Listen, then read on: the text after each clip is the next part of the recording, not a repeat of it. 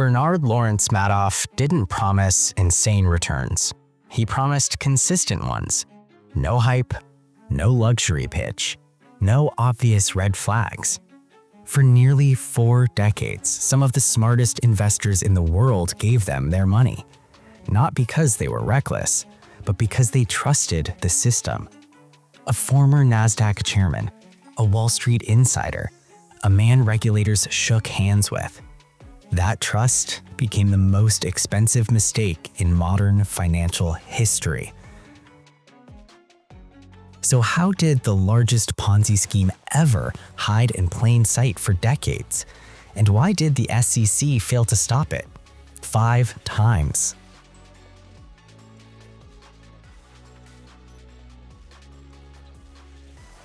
Bernard Lawrence Madoff wasn't an outsider. He was the system. Former NASDAQ chairman, 3 separate terms, 1990, 1991, 1993. Founder of Bernard Laurel Madoff Investment Securities, built in 1960 with $5,000. One of Wall Street's most respected market makers.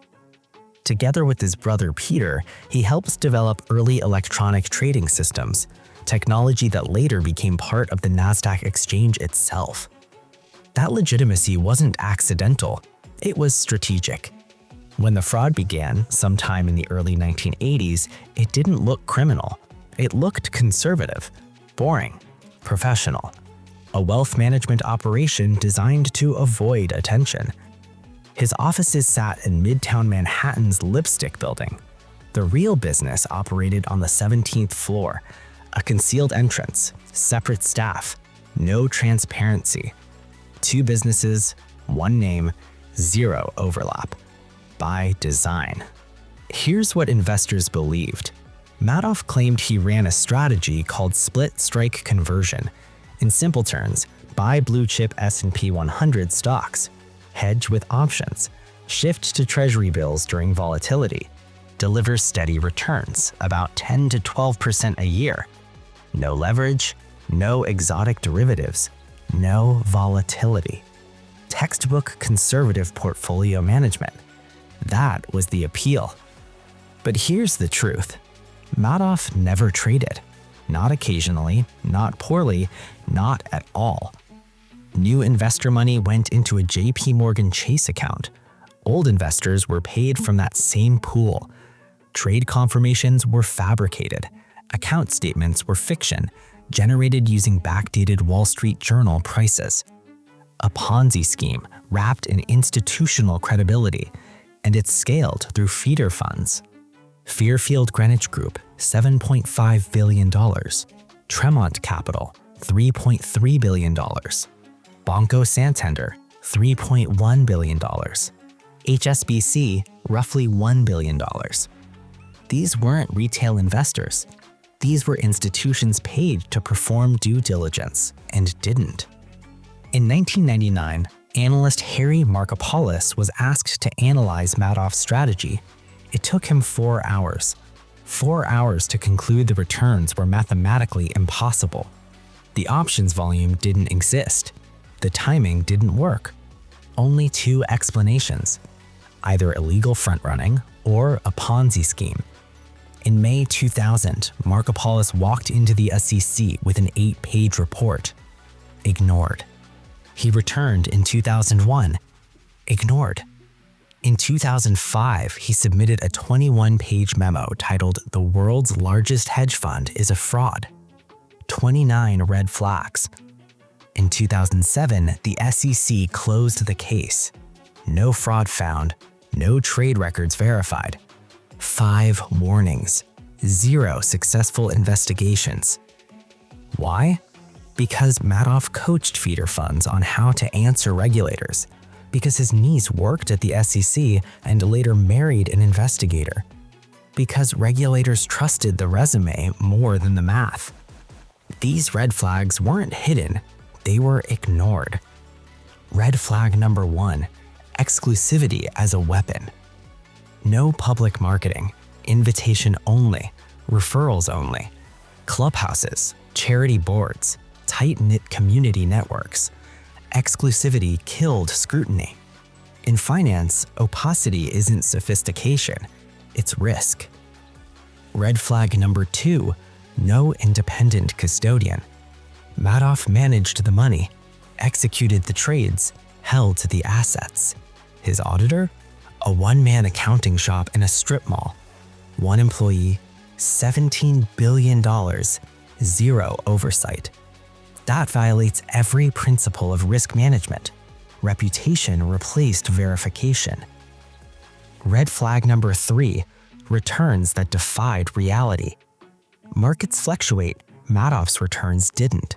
Smooth through the dot-com crash, smooth through 9/11, smooth through the 2008 crisis. 14 years, only 7 losing months. The market had 26. Marco Paulos compared it to batting .966 in baseball. Impossible, yet believed. Red flag number 4, the 1992 near miss. In 1992, the SEC shut down Avellino and Beans. They were illegally funneling money to Madoff. The SEC returned the money but never followed it back to him. The first escape. There would be 5 more. Red flag number 5, JP Morgan saw it coming. JP Morgan held Madoff's main account since 1986. In August 2008, they quietly withdrew $250 million. Internal emails cited lack of transparency. They filed a suspicious activity report in the UK. They never alerted US authorities. The bank exited. Everyone else stayed. By late 2008, the financial system was breaking. Lehman collapsed. AIG needed a bailout. Liquidity vanished. Withdrawals surged.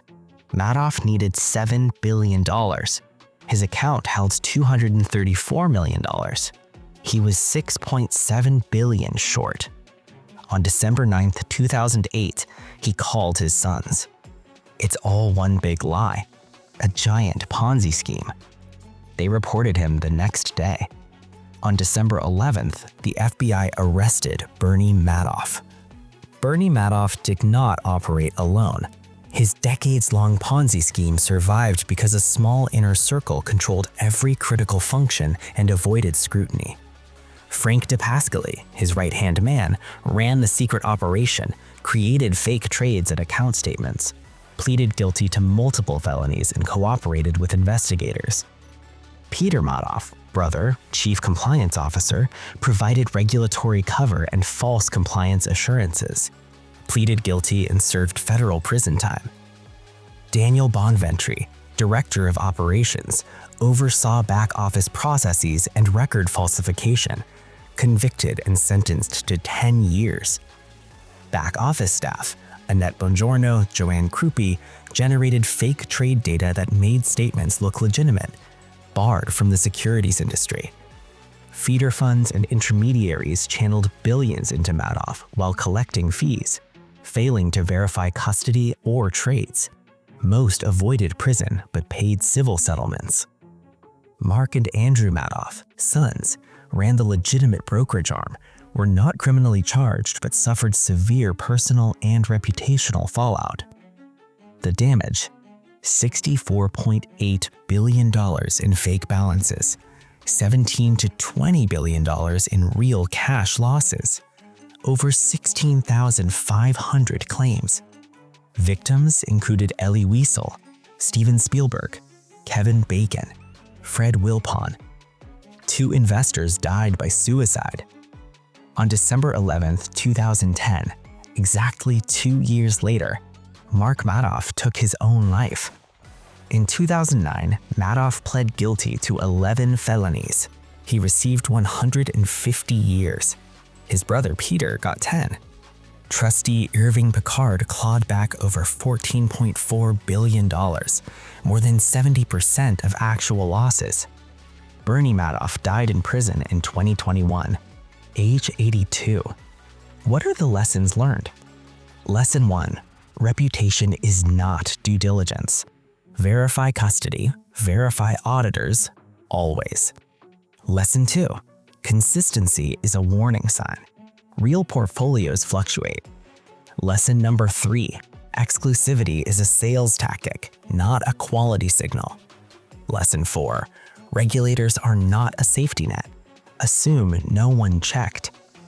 Lesson 5. Fraud is quiet. The most dangerous schemes look boring and last decades. Bernard Madoff didn't steal money by force. He borrowed trust and never gave it back.